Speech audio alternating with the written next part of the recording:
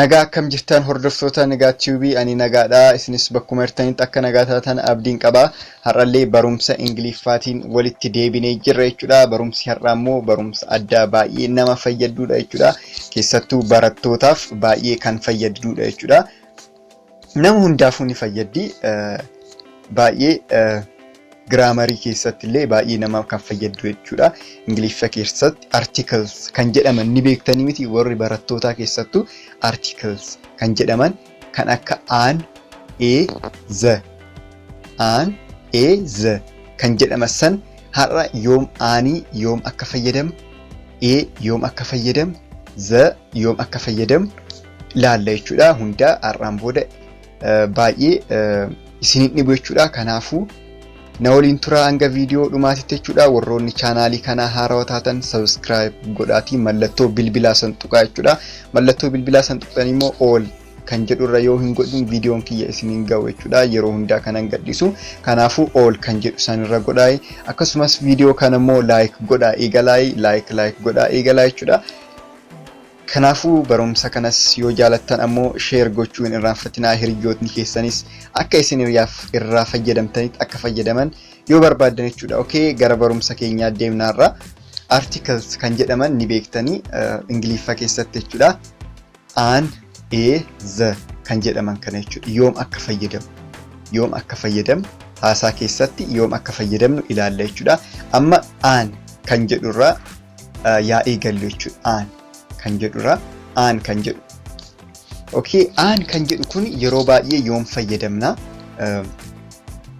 vowel letter fi consonant letter ni beektanii miti qubee dubbachiistuu fi qubee dubbifamaa kan jedhaman jechuudha amma asitti an kan jedhu kana yoom fayyadamna qubee dubbachiistuu waliin dubbachiistuu ni beektanii I O E U kan jedhaman sanniin jechuudha isaan waliif fayyadamna jechuudha an kan jedhamu kana an kan jedhamu konsonantii waliin fayyadamne konsonantii osoo hin taane vowelii waliin fayyadamne jechuudha vowelii waliin fayyadamne jechuudha kana inni irraanfatina jechuudha ani yoo ta'e yeroo hundaa kan itti aanee dhufu maal ta'a jechuudha maal ta'a vowel letter ta'a jechuudha okay amma tokkoffaa yaalaallu exceptionally ni qaba isa isinittan hima okay an apple a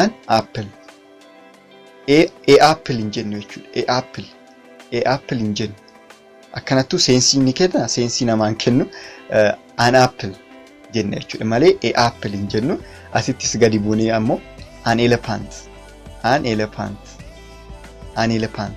yoo jennu a elephant or elephant in jennu jechuudha okay an ice cream ni jenna jechuudha amma asitti ice cream hin jennu inni biraan gannu jechuudha an ice cream jenna maalifi ice cream kan jedhu kun maalirraa eegala dubbachiisturraa waan eegaluuf jechuudha okay amma immoo an orange jenna maalifi dubbachiisturraa eegala jechuudha kunis okay an umbrella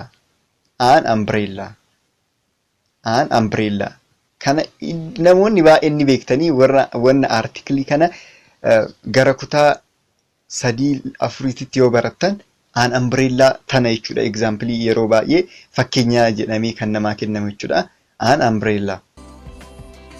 umbrella maalifi vowel waan taateef jechuudha umbrella kan jettu okay amma exceptionally san bira dhaqne jechuudha amma yeroo baay'ee kan namoonni ittiin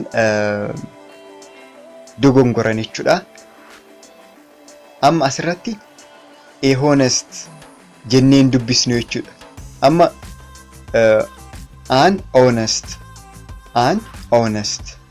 amma yoo dubbisnu akkamitti dubbisne akka voweliitti dubbisne jechuudha honest jenneen dubbisnu jechuudha honest jennee yoo dubbisnu echi tana akka konsonantiitti fudhanne jechuudha amma echi tana silenti akka godhu goonet jechuudha an honest argitanii miti akka silentiitti akka ootitti waan dubbisnuuf jechuudha amma asitti akka ootitti waan dubbisnuuf an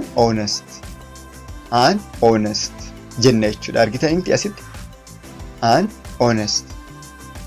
An hour. An hour hin jennu jechuudha. Asittillee an hour. An hour jenna jechuudha. Maali amma asirratti echi kun yaaduma yaa barreeffamu malee akka saayilantii ta'a jechuudha. Asirratti argitanii miti kanaaf jechuudha. Amma asirratti aanii kan fayyadamnu kanaaf jechuudha. Walumaa galatti aaniin maaliif fayyadama jechuudha? Vowel letterii waliin fayyadamna jechuudha.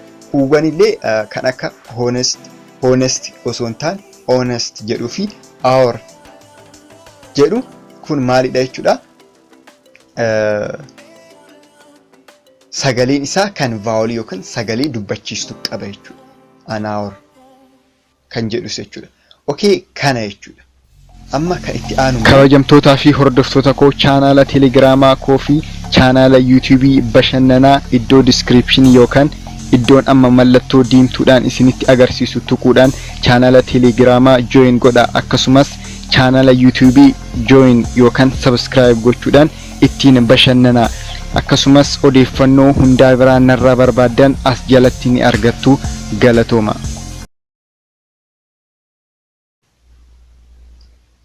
Kan jettu tana laalla jechuudha.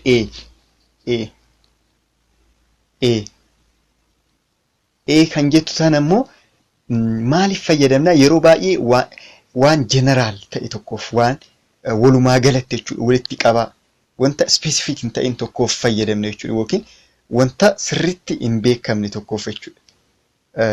Generaalii wanta ta'e tokkoof fayyadamna jechuudha. Immoo kan deemu maal wajjini? Consonant opposite isa kaanii jechuudha. Sun maal waliin deema? Aaniin maal waliin deema jenna? Vowel letter yookiin dubbachiistuu waliin deema. Kun immoo consonant yookaan dubbifamaa waliin deema jechuudha. Kana ammoo maal jedhaa? First time, for first time. Yeroo jalqabaatiif wanna tokko waan wanna tokko yoo haasofnu fayyadamuu dandeenya jechuudha. Wanta hin beekne tokko yoo haasoftan fayyadamuu dandeessan jechuudha. Wanta tokko yoo beekuu baattan fayyadamuu dandeessan jechuudha. Amma fakkeenyaaf ball. Amma asirratti ball waa'ee kubbaa tokko haasa'uu danda'a. Ball jedhee waa'ee kubbaa haasa'uu danda'a. Garuu kubbaa kam akka ta'e hin beeku jechuudha namichi sun amma asirratti. Ball jedhee yoo fayyadame kubbaa isa kam akka ta'e hin beeku jechuudha. Kubbaa jedhee haasa'uu danda'a. Garuu kubbaa sun isa kam akka ta'e hin beeku jechuudha. Boy. Amma asirratti boy mucaa waa'ee mucaa kanaa yoo haasa'u mucaan kam akka ta'e hin beeku jechuudha namichi kun. Boy jedhee mucaa jedhee bakka. Mucaa jedhee nama biraa wanta mucaa kanaa hin beeku jechuudha. Mucaan kunis kam akka ta'e hin beekamu jechuudha.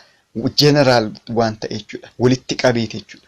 Kan dubbate mucichi kam akka ta'e hin beekamu jechuudha. Walumaa galatti maal wajjin deema jechuudha? Consonant yookaan sagalee dubbifamaa waliin deema jechuudha. Kana na jalaa hin irraanfatinaa. Okay, kan isa dhumaa z kan jedhu kana laalla jechuudha. Zan ammoo opposite ti.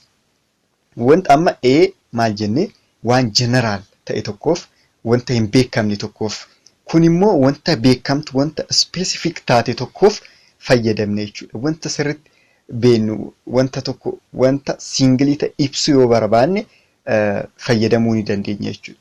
Kana for the second